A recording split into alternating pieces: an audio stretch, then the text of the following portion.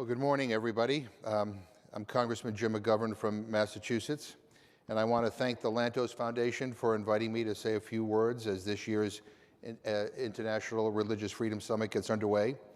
And I'm honored to be here with my good friend, the Foreign Affairs Committee Chairman, Mike McCall. We may be of different parties, but we find a lot of common ground, and we work together, especially on issues regarding human rights. And I'm also happy to be here with Dr. Simran Singh and Tony Perkins. We appreciate your commitment to these issues. For the past several years, I have co-chaired the Tom Lantos Human Rights Commission in the House of Representatives, and I hope to have that honor again in the 118th Congress.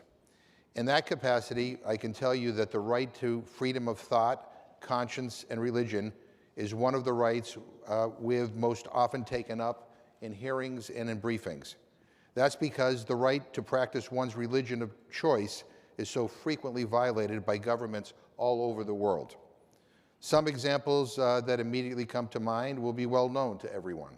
Uyghurs and Tibetans by China, Muslims and Sikhs in India, Coptic Christians in Egypt, Rohingya Muslims in Burma, Ahmadi Muslims in Pakistan, Baha'i in Iran, Yazidis in Iraq, Shia Muslims in Sunni-governed countries, Catholics in Nicaragua, Jews in France.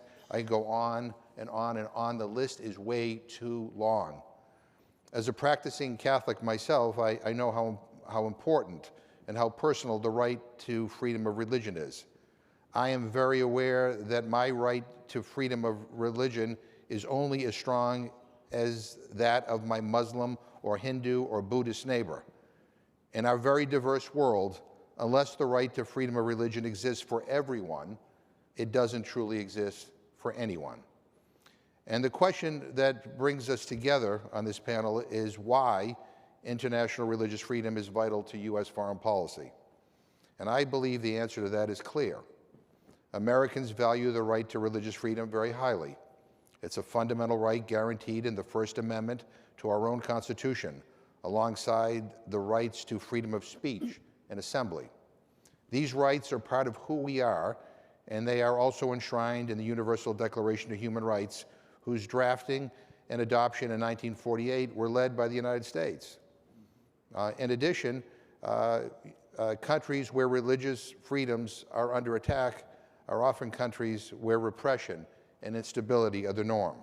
So the harder question may be, how best to promote the right to freedom of religion? And here's my view.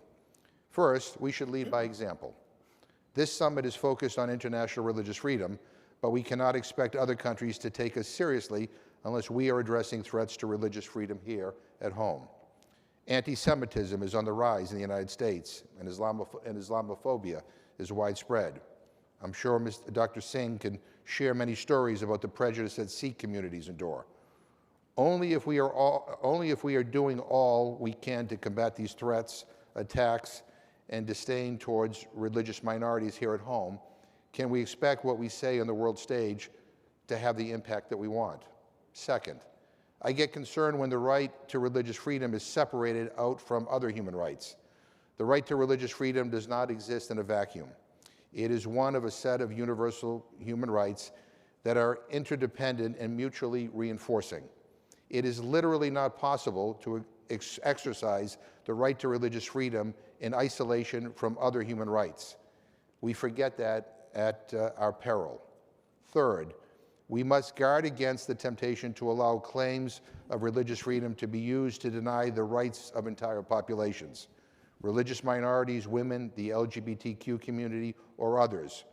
When we privilege one religion at the expense of others, we open the door to discrimination, to imposing the beliefs of some on those who think differently, and to political leaders using their power to give the dictates of one religion the force of law. That kind of behavior is the very definition of the violation of the right to religious freedom. And I want to close by highlighting one deadly example of religious intolerance. Yesterday, friends in the Ahmadiyya Muslim community told me about the cold-blooded execution of 9 of their adherents in Burkina Faso last July 11th. There is no question that the men were killed because of their beliefs. They were told to renounce their faith or die. And I hope that everyone attending the summit, whatever their faith tradition, will condemn this heinous act and demand respect for the religious freedom of Ahmadi Muslims, because anything else would go against the values and principles that we all claim to support. I thank all of you for your dedication to upholding religious freedom for everyone on this planet, and I look forward to our discussion. Thank you.